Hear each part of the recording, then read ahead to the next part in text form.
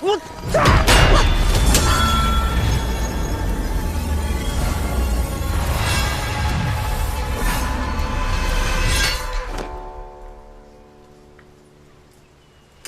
你看什么？动了就会掉啊！仙子别被人骗了。这天道所说的天下大劫，它不会无缘无故出现的。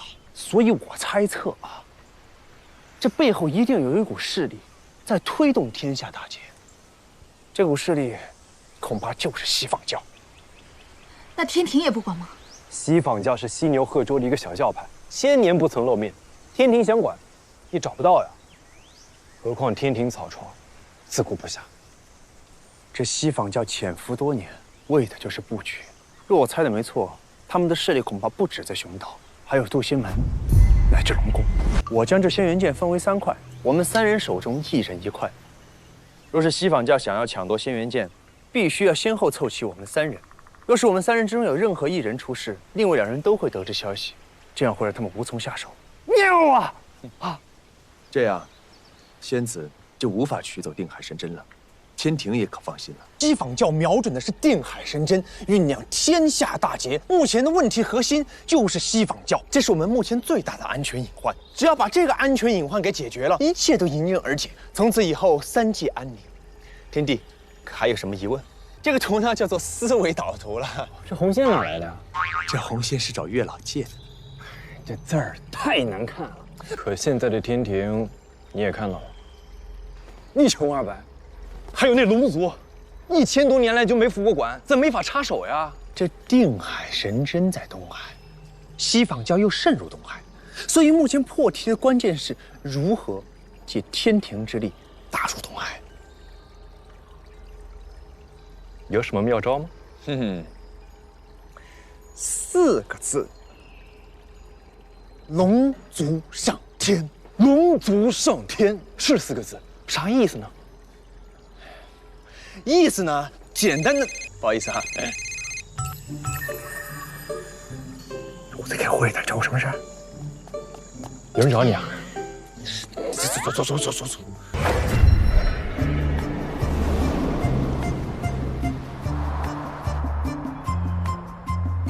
哎，仙子，这心意相通之术确实好用。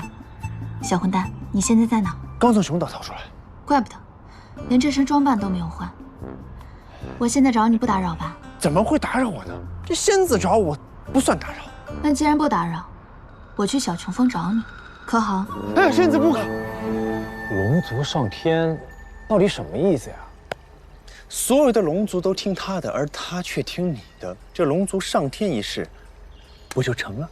对呀，而且我已经为你找好了这个非常合适的人选，你还认识哦？谁呀？龙王2太子，敖乙。敖乙，我什么时候认识的？可乐，是敖乙。仙子，刚刚只是吓一吓你，我这个人向来恩怨分明，你若骗我，我肯定饶不了你。可是你助我找到仙元剑，我自然也要回报你。回报我？怎么？难道在你看来，我就是一个薄情寡义之人吗？不是，哪会呢？我知道你这个小混蛋，向来不想沾染因果，恨不得世界上所有的事情都离你越远越好。仙子懂我啊。看在我们这么有缘的份上，朕决定了，现在就要赏你。赏什么？朕最近又做了一幅新画，这次不一样，这次真不一样。阿鼻和原图你都不喜欢，这世上竟然还有人对宝物不感兴趣？哎呀，仙子你误会了，那只要能博得仙子的一颦一笑，那比世间所有的法宝都好。你若再不答应，我可要生气了。那多谢仙子关爱，小混蛋就恭敬不如从命。好爱情。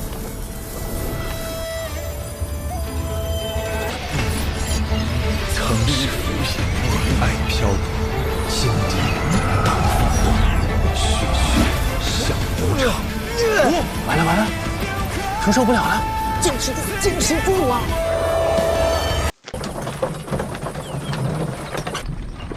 殿下，原本以为这次来无双城，只能见到那几个老奸巨猾的老家伙，可没想到却是这么年轻的一位新城主。这个记性好像不太好的新城主，可比那5个老家伙难对付多了。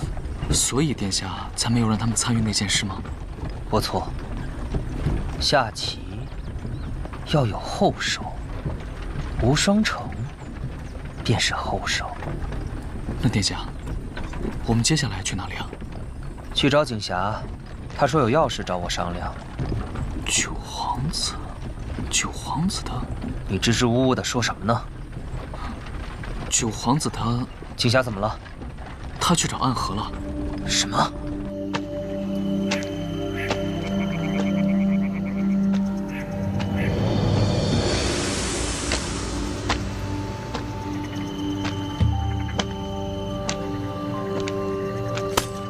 谁？大家长让我来接你。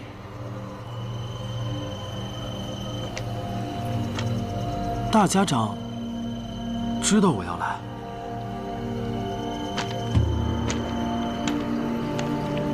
我听人说，这世上有一条河是看不到的，只有在最深的深夜，顺着月光才能依稀看到它。沿着这条河往上走，就能找到杀手榜上排名第1的暗河。没想到果然如此。暗河分3姓：兵器术苏家，内功拳术谢家，医术秘法穆家。3姓各自统领门内高手，以大家长为尊。你是苏家家主吧？苏沐雨。没错，就是苏沐雨。我还听说，你的名字跟你的这把伞有关。你这把伞下有18柄长剑，杀气暴涨时会有18柄利刃喷洒而出，宛若沐雨。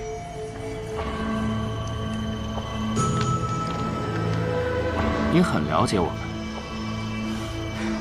跟你们做生意，当然要多了解一些了。太了解我们是一件很危险的事情。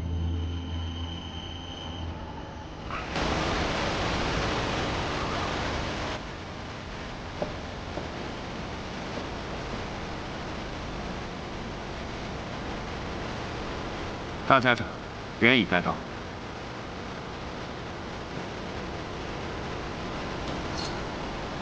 见过大家长。谢家家主谢七刀，穆家家主穆雨墨。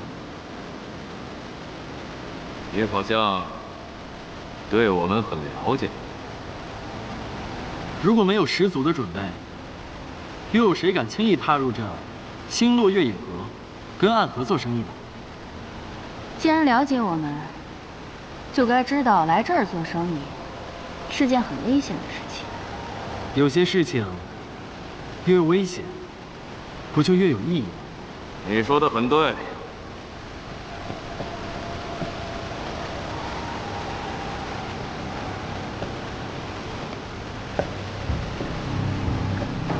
那么，你给我们带来了怎样有意义的事情？我要那只能在暗处的河流流入天际。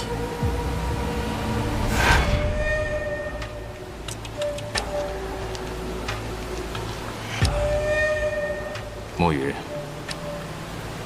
距离你上一次和他并肩一战是多少年的事情了？12年有余了。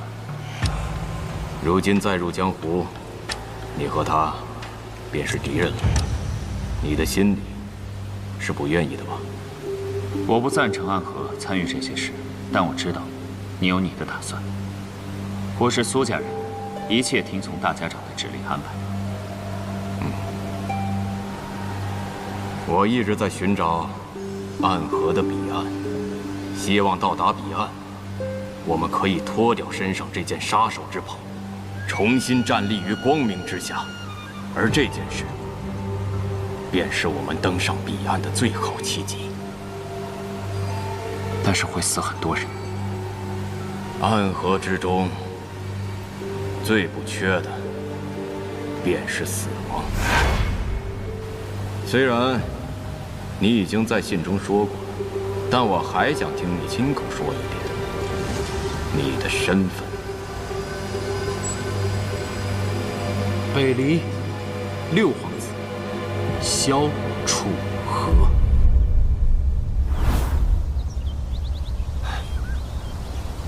江南霹雳堂雷家雷无节前来拜山。听不清你们在说什么。这就是问剑望城山，大点声行不行？我们第一次来做客，是不是应该客气点儿？谁请你来做客？你是雪月城弟子，剑仙的弟弟，拿出点气势。没错，我是雪月城的弟子，剑仙的弟弟，什么世面没见过呀？你们要干什么？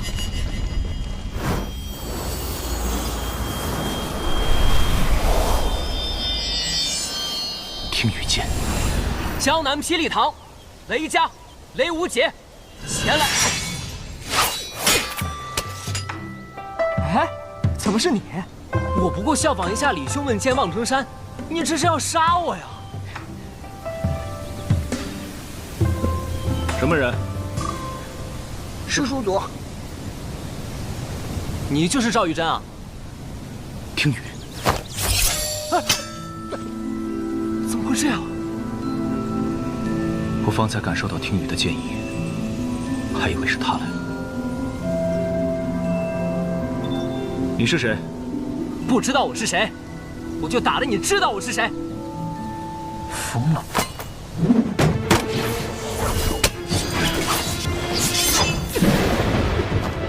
雷灭！看你的功法，应该跟齐鹤是同一门。你们姓雷的真的很有意思，没事老闯着望城山做什么？哼，那你再试试这招如何？剑仙所传，月息花尘。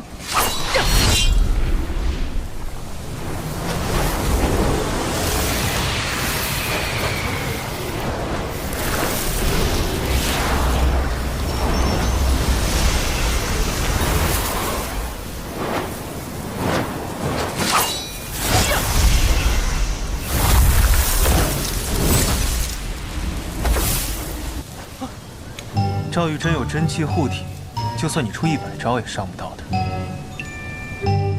你果然是他的徒弟，是他让你来找我的吗？他怎么样？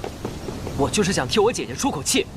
你是他弟弟，你这么多问题，为什么不自己去问他呢？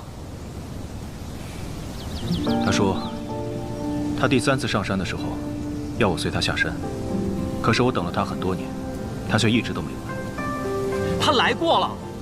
他来过了？不可能，这望城山的一草一木我都了如指掌，更何况是他来了。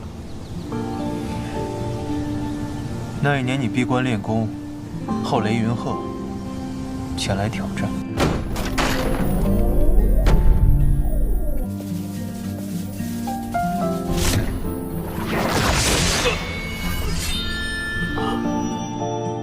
你断其一臂，将其赶下山，但自己也元气大伤，几乎走火入魔。在所有天师的加持下，闭关养伤。在你疗伤期间，李寒衣确实来过。这件事应该整个望城山都知道。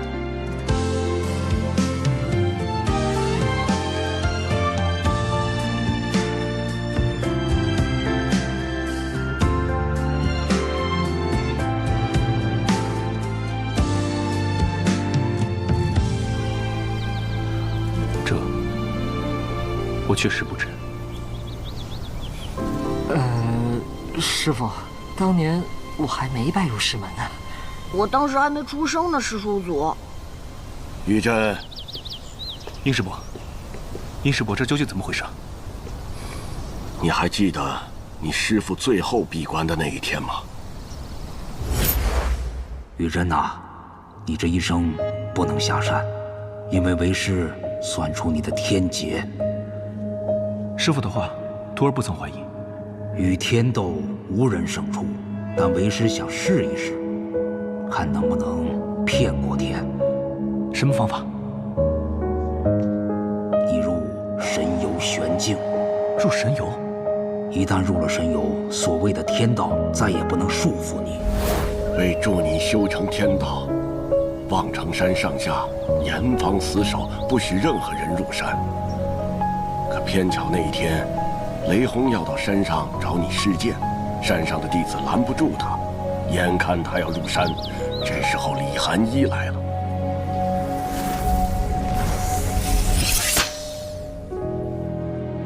是我做尽坤天了。你回去吧。待你练到剑仙一日之时，我会亲自拜访。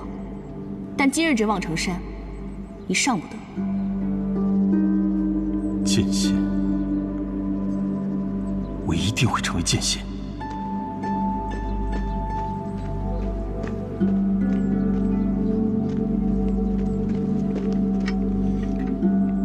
他的身体好些了吗？在几位天师的帮助下，已经恢复清醒了。但是，若想要恢复寻常，还需要很长的一段时间。那好，那烦请吕掌教跟他说一声，我来过了。接下来的事情你应该都知道了。最终，天道没能修成，你和掌教都负了伤。没过多久，掌教故去，此事就再无人提起。为什么不能提起？我捡那么傲气的人，来了3次都没能把人带走，他可能以后再也不会来了。赵真人，我们此行要去雷门赴宴，雪月剑仙会跟我们一起去，你去不去？还有我师父，我师父就是雷轰，他也在雷门。小子，我若不下山，会怎么样？我姐会跟我师父见面，我师父可能再也不会让他离开了。若我下山呢？一切尽在你的掌握。您说的对。那你到底是下不下山啊？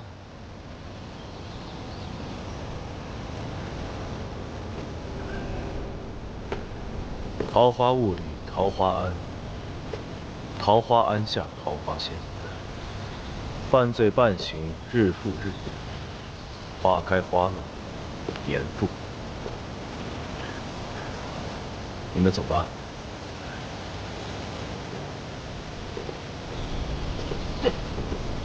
那就走呗。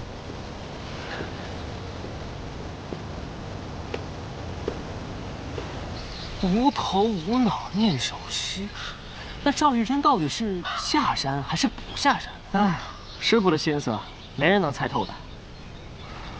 哎，你们师傅若是下山，真的会引起风云巨变呢。师傅倒是没有真的下过山，谁知道呢？也许只是师祖诓他的，想骗师傅一辈子留在望城山。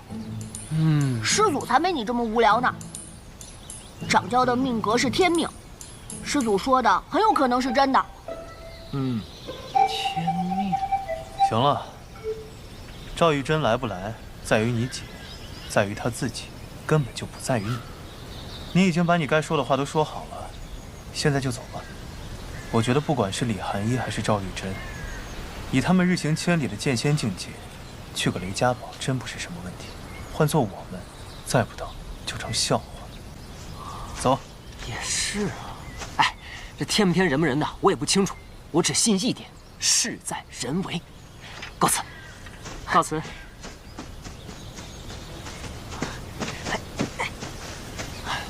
有个问题忘了问你啊，你是怎么说服你姐陪你去见雷轰的？以她的性格，她不会同意的。其实我骗了阿姐。哟，你还会骗人呢？我私下骗她说，我师父得了重病，就快要不行了，临走之前想见他最后一面，了却心中遗憾。阿姐就同意了。你师父知道你这么周到？他要是能见到阿姐，我说什么他都乐意。想不到雷无姐，连你都会耍心眼。哎，这我还得叫你一声师傅。最后一个问题，去雷家堡，你不会迷路吗？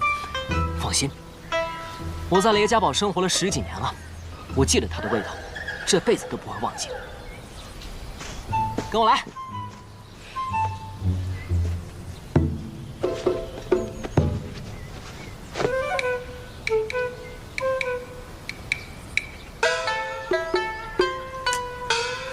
你已经走错了，滚回来！啊！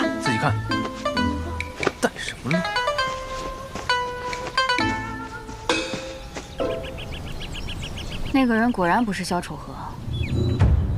萧楚河整整消失了4年，如果他再度出现，一定会变得与过去不同。你见过他？曾经在天启城远远见过他一次，那一次得到了杀死他的命令。不过有人抢先动了手。这么多年，我一直以为他死了。这件事情大家长知道吗？大家长知不知道并不重要，萧楚河是真是假也并不重要。暗河只需一个契机，踏入那座天启城。是啊，我们在黑暗当中待的实在是太久了。你现在要去杀那2个年轻人吗？以你的实力，有些大动干戈了。我会连夜南下去拦住一个人，这个人似乎也要赶往北纬，他会是这次行动的一个变数。什么样的人能让你这般如临大敌？雪月剑仙李寒一。你们什么人？为什么要拦住我们的去路？柳姐，这次遇到的人跟以前的不一样，你要清楚一件事，他们是真的来杀人的。那他们到底是谁？暗河。暗河？就是那个占据了杀手榜前8席次的杀手组是吗？没错，我姓苏，苏家苏昌黎。自报家门的杀手还是头一次见。告诉你们名字，是因为你们很快就要死了。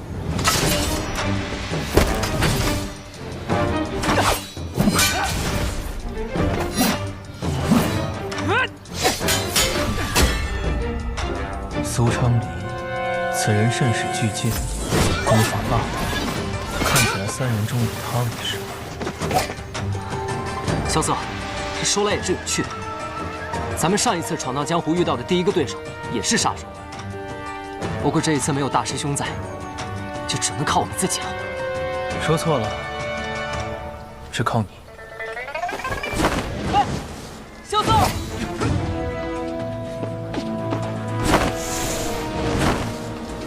师傅，弟子以后闯荡江湖需要注意什么事？只要记住8个字：天下武功，唯快不破。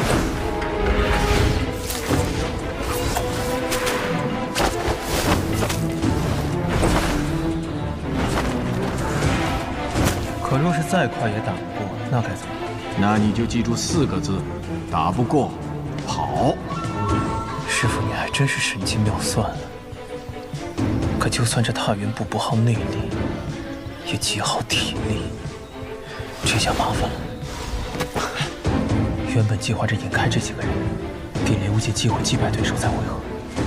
可看目前这情形，我已经快跑不动了，而雷无界那边也还被困着。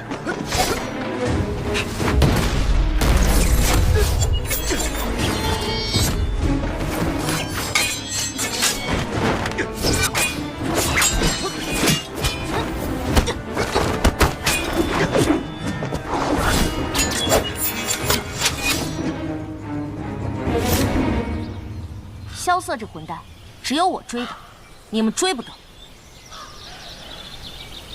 小心那2个。哼，你打不过这2个小贼也就算了，以为我也这般不济吗？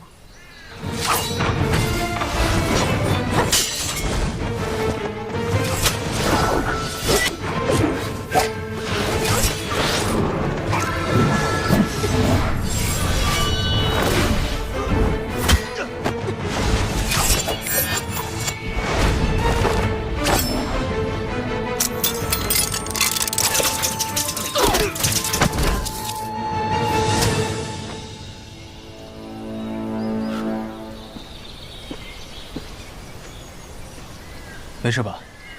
这么危险的东西你也敢瞎扔，就不怕打着我？那我又不姓唐，只能瞎扔了。大师兄的武器怎么在你手上？喝酒输给我的。行了，也得赶紧跟我去找雷无杰，他可能有危险了。那个叫苏昌黎的，我怕是低估他了。不错，能在我剑下坚持这么久，你足以自傲。我还没有结束呢。你虽然不是我的对手，但却有机会逃走，为何要与我死战？我若走了，你就只有朋友怎么办？好，重情重义，大好男儿。这颗头颅值得一看。师姐，秋色，你没事吧？几个小杀手还奈何不了我。哼，要不是本小姐赶到，你们早就死了。废话真多。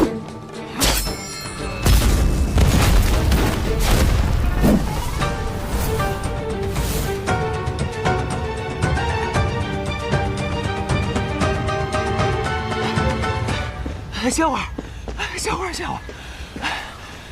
咱们刚才是不是就快死在那儿了？没错。你们不是有20尊守着吗？那得问这个傻子，干嘛非要绕这么大一个圈子去什么望城山？师姐，你是怎么找到我们的呀？总不能说他们出城之后我一直跟着呀。看我找到20尊，不告上一状，啊，揍你们一顿。走吧。师姐。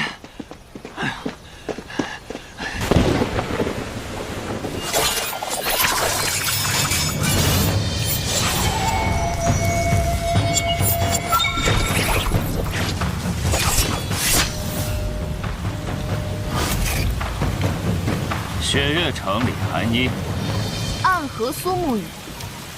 还记得多年之前，你我曾联手对付过一个人。当时的场景，此刻犹在眼前。可你今日来到这里，是想杀我？就凭你一个人，杀不了我。这世上，恐怕没人能真的杀得了雪月剑仙。再加上一个我呢？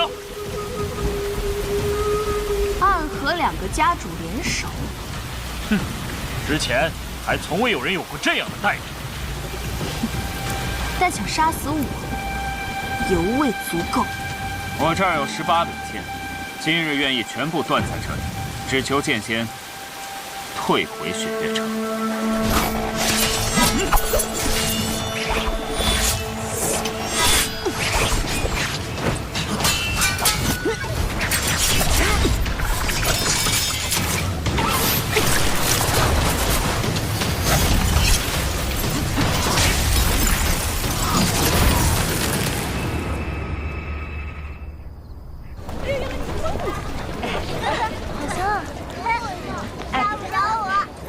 快走啊！快点儿！这里的好漂亮啊！买一个吧。挑一个。丢了！我们被那个拿着大剑的家伙阴魂不散的追了好几天，现在好不容易把他甩掉了，你告诉我钱丢了？那苏厂里的剑那么大，那我打斗的时候被打丢了。这也不能怪我呀！少废话！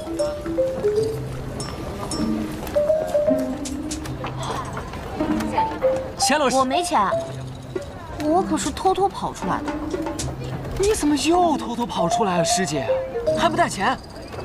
我出来逛逛不行啊？你出来逛，你也要带钱呢。而且怎么逛就逛到萧瑟边上去了？前几日的时候，臭小子，把你这2把破剑先拿去当。那怎么成啊？我要是现在把这2把剑当了，我们出了这个城门就会被苏长里给砍了。那就算侥幸逃脱，我也会被我师傅跟我姐给砍。那你说怎么办？现在不被那个苏昌里给砍死，也得饿死在这九霄城。你们俩在这等我，我去想办法。你能有什么办法？这好。哇，好多人啊！看着街上的花灯是那边。臭小子，跑哪儿去了？夜景太美了。姐姐姐姐，你这么好看，叫你相公给你买朵花吧。你也放一个。我不喜欢花。重点是相公2个字吧？可是你看，大家都有花呢。最近是我们九霄城的花神节，我们这里的姑娘都有插花的习俗。那就买1朵吧。入乡随俗，就当求花神庇佑，报个平安。买一个吧。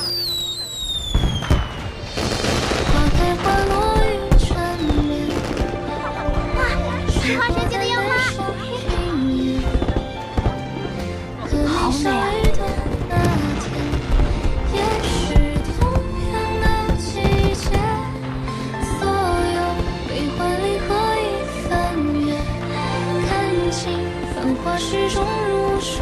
间，从此策马江湖梦不复原。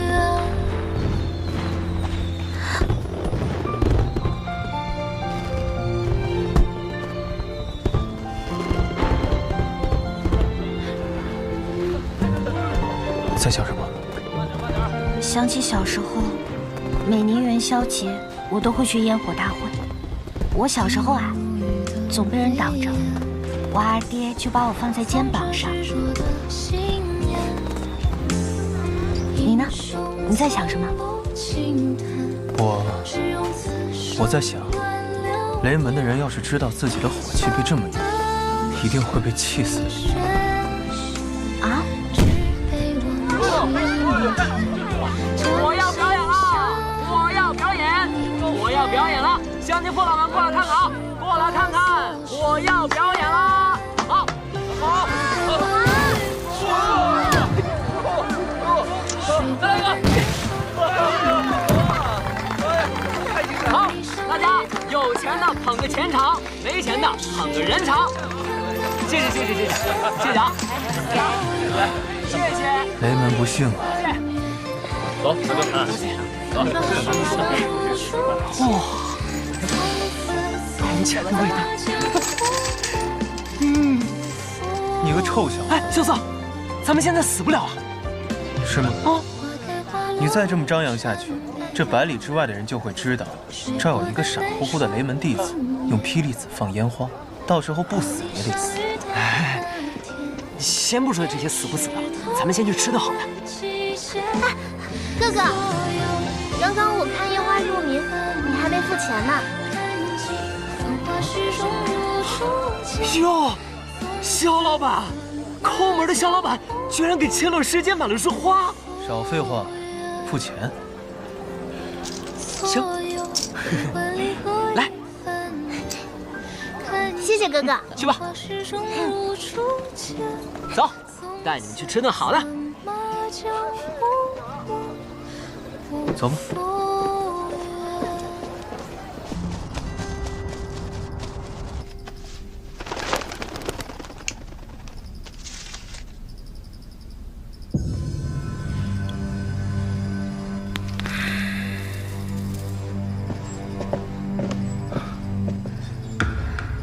师傅，你回来了。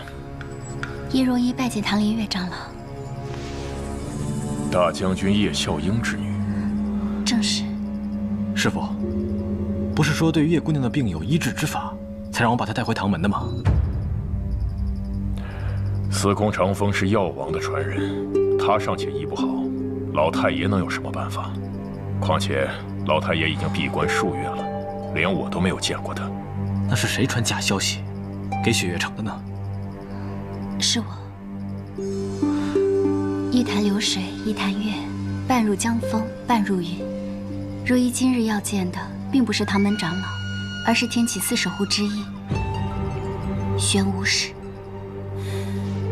你今日来见我，是因为那个人出现了吗？当年琅琊王谋逆案中，琅琊王甘心赴死之前，将他最看重的六皇子萧楚河托付给了他的4位好友，也就是天启四守护。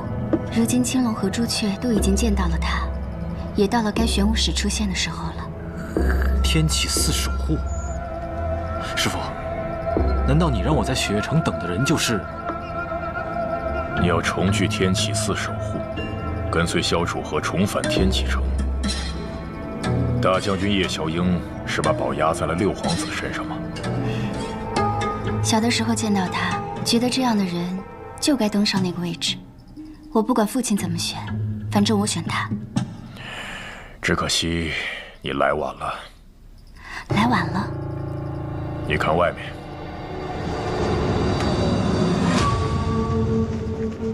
师傅，这是怎么回事？雪月城背后有3大世家支持：唐门、雷家和温家。其中唐门与雷家一直不睦，与雪月城结盟只是形势所趋，以及我与3位城主交好的原因。如今形势有变，看来唐门的老爷子们有了新的想法。新的想法？现在雪月城里，只靠枪仙一个人，已经镇不住唐门的老爷子们了。有人悄悄拜访了他们，那个人开出的筹码，可是要比雪月城高得多。是什么人？北离二皇子，白王萧崇。唐莲，百里东君都教你什么武功了？百里师傅教了我一套内功心法，叫垂天，以及一套拳法叫海运。百里师傅说，心法强身，拳法护身。平日里对决，还是以唐门的外防绝技为主。百里东君大概是看出你性格过于平实，所以传了这2套武功。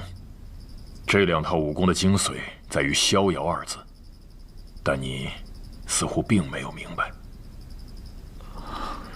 是，还请师父指点。当年唐门那么多弟子，我选中你，便是因为你的平实，但平实也会害你。人生在世，总要做出取舍。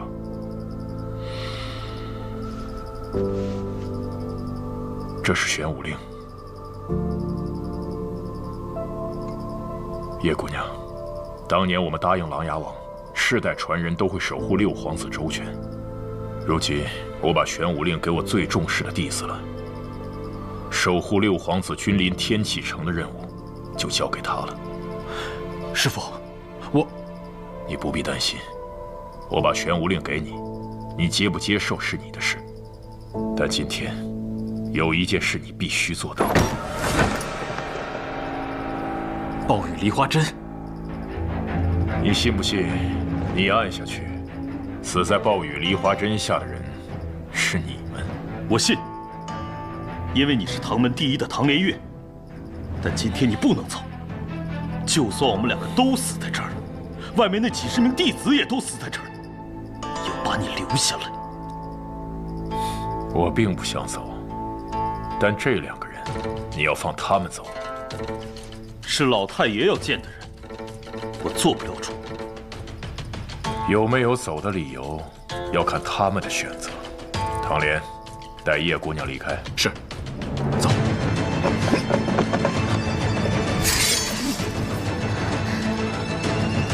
老太爷。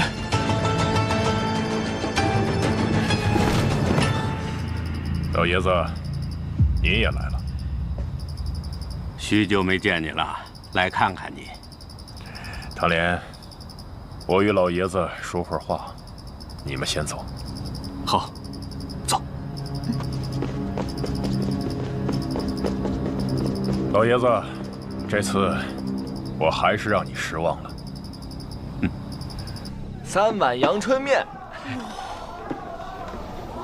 啊，多谢。客官慢用。这路途遥远，就只有这几个钱了，咱们能省一点是一点。你这话有点萧瑟的意思了。肖总，这面还得是你雪落山庄的好吃一些。那是自然，我开的客栈，就连厨子也是方圆百里最好的。又在吹牛。怎么是吹牛呢？我骑最好的马，穿最好的裘，就连朋友都是最有义气的。师姐呀，他刚是在说我们吗？大概是吧。萧瑟，我太感动了，我还是第一次从你嘴里听到“朋友”这2个字呢。那他之前都怎么叫你的？小笨货，不对，小憨货。我有你说的那么不讲情面吗？再说了，我是你朋友，可你欠我钱，这本来就是2回事。那这碗阳春面500两，我让你吃了。行，500两就500两，我又不是付不起这钱，就当是你那天在望城山下的救命之恩了。那天你若是弃我而去，苏昌黎在哪儿，我必死无疑。那你别吃面。干什么呀？我救你是因为你是我朋友，就算你萧瑟是街头卖艺、玩杂耍赚钱的穷光蛋，只要你是我的朋友，我都会救你的。但是你把情谊换成银子，你别说是500两，5万两我都不跟你换。那你的意思是，你愿意为我这朋友赴死？那你未承诺呢？比如，你曾经跟我说过你母亲留下守护的承诺。这一个是情义，一个是责任，有什么区别？情义是我雷无节闯荡江湖最看重的东西，我可以为之生，亦可以为之死。那责任是我出生以后便背负的，那是我不得不做的承诺。那倘若你要守护的人，要杀我，怎么办？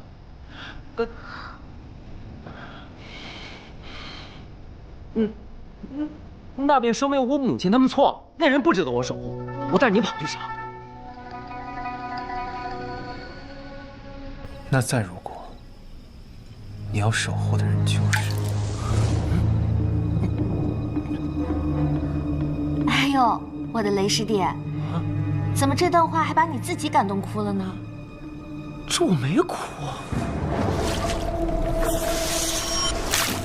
啊。怎么了？弹指醉，好见识。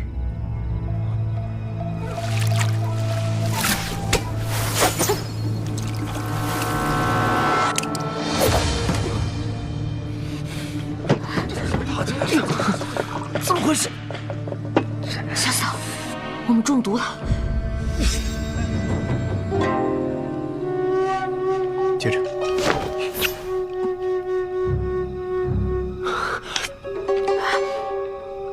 精通凝水诀，并且能和弹指醉相结合。你是暗河穆家人。暗河穆家，穆英。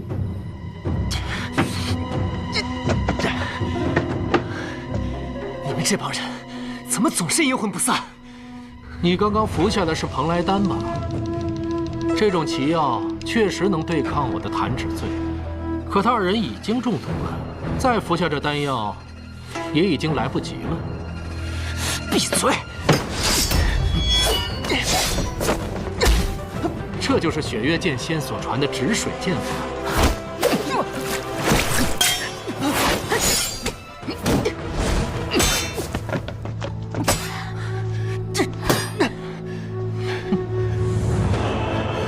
手上内力，雷无节，千落，不要妄用真气。束手就擒，我可以让你们死得不那么痛苦。你似乎太得意了，你别忘了，我可没中弹指醉。你并不会武功。小嫂，我跟雷无节拖住他，你快跑！你的这2位朋友，若再妄动真气，就要筋脉寸断而亡了。闭嘴！穆英，你算盘打得很好，不过你还是忘了，他们2人内力暂丰，但我的内力还在。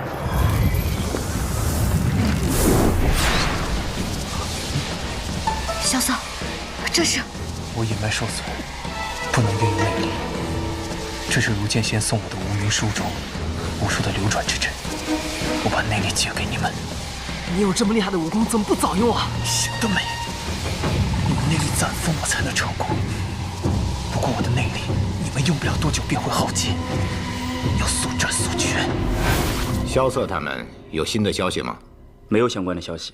雷家没有书信传来吗？没有。我曾听唐师兄说，当初雷无节来雪月城的时候，1个月的路程，他们生生走了3个月。这样算来，但愿是我多虑了吧。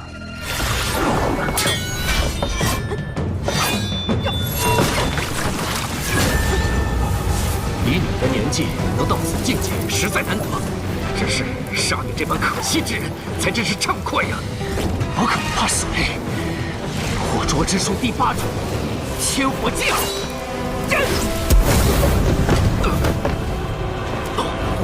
刘姐，不要妄动，站在那里保持气势。